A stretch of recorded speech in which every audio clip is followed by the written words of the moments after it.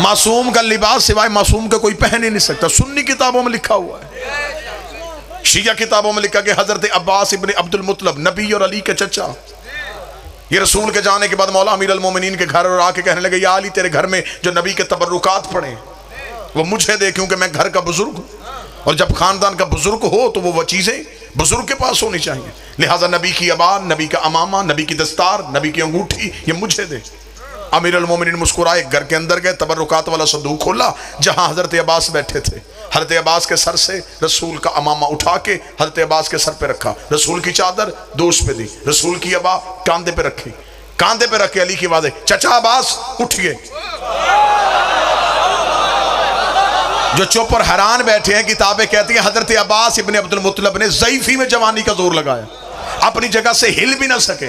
देख देख अली क्या रख दिया तूने मेरे ऊपर, ये वजन तो मुझसे उठाया नहीं जा रहा। इतना कहना था, अली मुस्कुरा कर बोले, हसन जरा बाहर आ।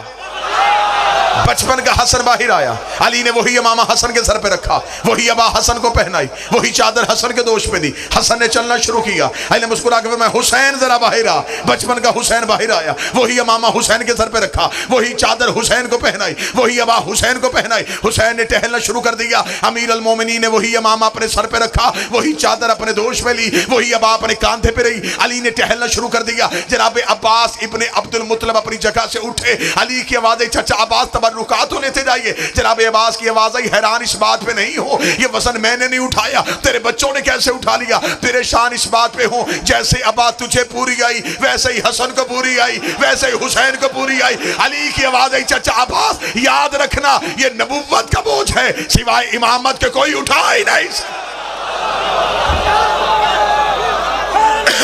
या अली ये नबुव्वत का बोझ है,